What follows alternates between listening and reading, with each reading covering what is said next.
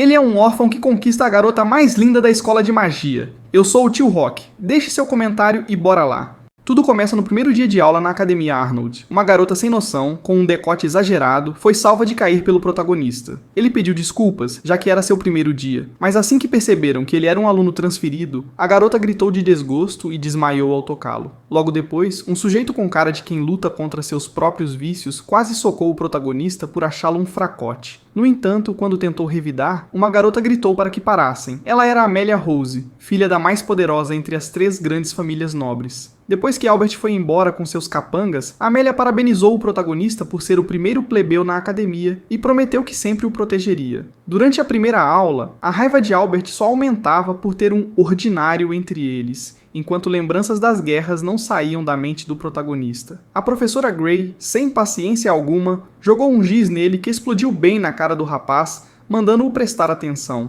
Ela explicou que os feiticeiros são divididos em 5 classes, mas que apenas 7 grandes feiticeiros existem atualmente. O mais poderoso deles era o herói da guerra elemental e o feiticeiro da lâmina de gelo. Ele havia devastado todo o continente leste. Enquanto a professora falava, Albert se perguntava como um Zé Ninguém como o protagonista estava ali, tentando se tornar um grande feiticeiro. Mas Gray foi clara. Só quem passasse no exame poderia permanecer na academia, não importando se era nobre ou não. Para o primeiro exercício, Gray explicou que existem 4 categorias diferentes de matéria e começou a processar o código do mundo até criar um buquê de rosas de cristal, demonstrando os fundamentos da magia. Logo depois, desfez tudo. Uma aluna perguntou se ela usava código de antimatéria, mas Gray afirmou que ninguém no mundo era capaz de utilizar magia antimatéria. Quando pediu para os alunos tentarem criar as rosas, Amélia conseguiu materializar uma rosa perfeita na mão. Já o protagonista só conseguiu invocar um pequeno cubo de gelo, algo que Albert considerou tão inútil quanto a cara dele. Após a aula, o protagonista seguiu a garota estranha até a biblioteca, desculpando-se por não ter se apresentado antes e revelando que também era fã das teorias de antimatéria de Lydia. A garota, chamada Elisa, disse que devorava os livros dela desde sempre. Quando o protagonista contou que também era um admirador genuíno, Elisa ficou tão empolgada que seu chapéu caiu, revelando seus lindos cabelos. Ela explicou que escondia o cabelo porque sofria bullying, por ter orelhas de elfo. Mas o protagonista achou que isso a tornava ainda mais bonita. Ao retornar para o dormitório, seu colega de quarto, Evie Armstrong, estava empolgado para conhecê-lo.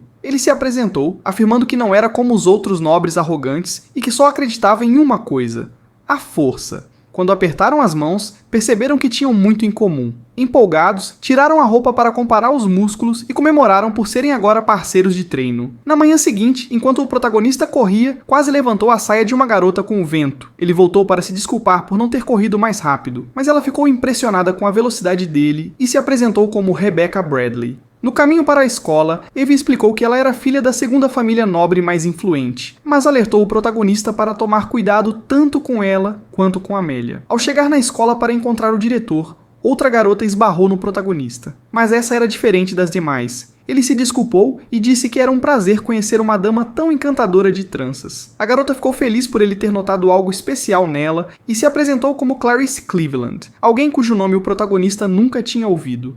No entanto, ao olhar para ela, deduziu que devia vir de uma família distinta. Clarice achou que poderiam ser amigos próximos, mas logo lembrou que precisava correr para algum lugar. No escritório da diretora, o protagonista fez uma reverência para Abby, que havia sido sua coronel no passado. Ela torcia para que ele aproveitasse a vida normal na escola, lembrando-se de todos os momentos que passaram juntos. Quando as aulas terminaram, o protagonista se preparou para um duelo contra Albert. Assim que a luta começou, ele bloqueou a espada do adversário e a cravou no chão, vencendo a disputa na hora. Mas Albert não aceitou a derrota e tentou um contra-ataque. No entanto, o protagonista se esquivou no momento certo, quebrando a lâmina de madeira e deixando Albert estatelado no chão. Mais tarde, em um momento de descontração, após trocarem shakes de proteína, o protagonista contou que queria entrar em 2 clubes diferentes. Evie achou isso impossível, mas ele tinha um plano secreto. Em um calabouço de ferro, um grupo de caras musculosos aguardava o protagonista. Eles queriam saber por que ele merecia entrar no clube de pesquisa ambiental, achando que ele era magrelo demais para isso. Mas o líder mandou que ele tirasse a roupa. O protagonista então revelou um físico impressionante, provando que tinha músculos de sobra. Um dos membros até brincou que ele deveria pagar impostos por aquele abdômen. Para completar, ele revelou que havia treinado nas florestas e possuía uma licença de caçador dourado, provando ser um dos mais fortes vivos. O líder imediatamente o aceitou no clube, e todos comemoraram como se estivessem em um manicômio. Pouco depois, o protagonista entrou em uma sala cheia de garotas reservadas, onde Rebecca era a líder. Ele anunciou que queria entrar no clube de cultivo, pois mesmo nos campos de batalha mais brutais, sempre conseguia encontrar uma flor. Mas a garota mais amarga do grupo suspeitou que ele só queria conquistar Rebecca. Percebendo a desconfiança geral, decidiram que Dinah avaliaria se ele era digno. No telhado, ela impôs um teste, limpar o local em uma semana e desejou-lhe boa sorte. Mas ele achou que quem realmente precisaria de sorte era ela. No primeiro dia, começou arrancando as ervas daninhas enquanto trabalhava. A Dinah espiava enquanto o rei arrancava as ervas daninhas. Com essa etapa concluída, ele começou a preparar o solo. O Eve, brincando como sempre, dizia que queria ser a enxada para ser arado pelo rei, enquanto a Elisa torcia para que ele plantasse a semente nela. No terceiro dia, o rei começou a cimentar os canais para erguer divisões entre os tipos de flores. Quando finalmente terminou o trabalho pesado, a Rebecca trouxe para ele uma torta de creme de morango, conseguida através de um acordo com a escola, já que ela era a presidente do conselho estudantil.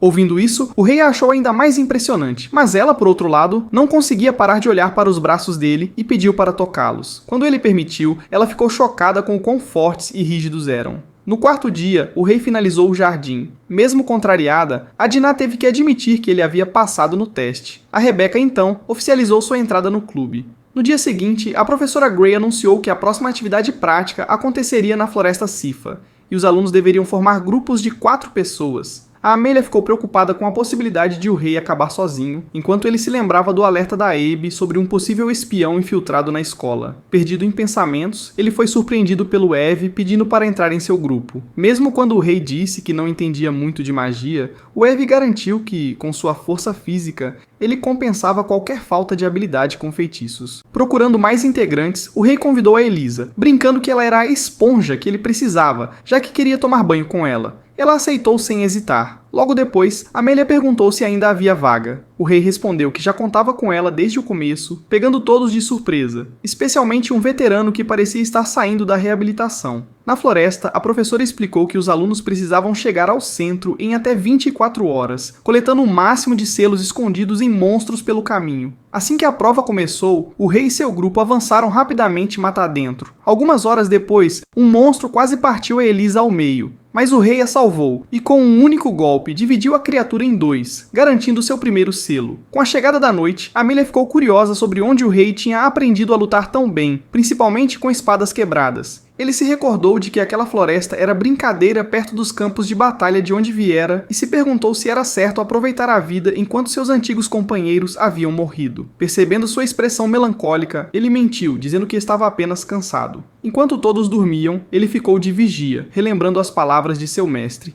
Aproveite sua vida escolar e quando confiar em alguém, poderá revelar a verdade. Na manhã seguinte, o rei ouviu um grito distante e, usando apenas 40% da sua velocidade para não parecer suspeito, correu até encontrar um monstro de rank A emboscando Albert. O grupo dele já estava derrotado, mas o rei, ativando seu código inato, desviou dos ataques e cravou sua espada no cérebro da fera, finalizando-a instantaneamente. Quando ofereceu ajuda a Albert, este rejeitou com um tapa, insistindo que podia se virar sozinho. O rei apenas se perguntou se Albert ao menos aprendia algo de útil nas reuniões da sua nobreza. Logo em seguida, seu grupo apareceu. Amélia, observando a cena, percebeu que o rei tinha acabado com o monstro em um único golpe e começou a se questionar sobre quem ele realmente era. Nesse momento, um espião misterioso lançou uma adaga no cadáver da fera, fazendo-a ressuscitar como uma besta de calamidade rank S. Com um rugido estrondoso, a criatura espalhou o pânico. Mas o rei estava determinado a acabar com ela. Não muito longe dali, outro grupo de alunos presenciava a cena. Clarice, espiando por trás de uma árvore, ficou boquiaberta ao ver um monstro daquele porte. O rei atacou, mas percebeu que a criatura não havia sofrido nenhum dano. Como aquilo era possível? Como um monstro podia evoluir depois de morrer? Quando a fera avançou contra ele, ele bloqueou os golpes com sua espada, mas, ao tentar liberar seu poder de gelo, uma parede de fogo apareceu. Amélia estava intervindo. Eve então jogou uma pedra na besta, enquanto Elisa usou magia de vento para impulsioná-la, atingindo o abdômen da criatura.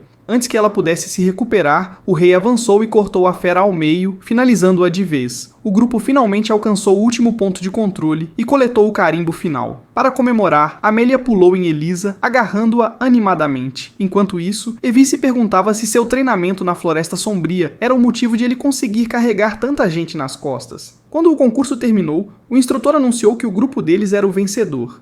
Mas ao ver a Clarice celebrando, ela notou que todos os outros alunos estavam furiosos com o desempenho superior do rei. Dias depois, Lídia estava irritada por não ter visto o rei nos últimos 2 meses, mas ao saber que ele voltaria, se arrumou toda. Ao chegar, uma empregada chamada Carla o recebeu. Foi nesse momento que Lídia percebeu que agora era ela quem precisava olhar para cima para falar com ele. Durante o café da manhã, ela revelou que um grupo misterioso estava sequestrando pesquisadores de magia e abrindo seus crânios para extrair magias ocultas. Esse grupo era chamado de eugenistas. Ela alertou o rei de que poderiam tentar atraí-lo e o avisou: jamais remova seu bloqueio, a menos que sua vida esteja em risco. Mais tarde, enquanto caminhavam pela floresta, Lídia perguntou se o rei havia feito novos amigos. Ele respondeu que sim, e que era um grupo de malucos como ele. Sorrindo, ela pediu que ele os apresentasse na próxima visita.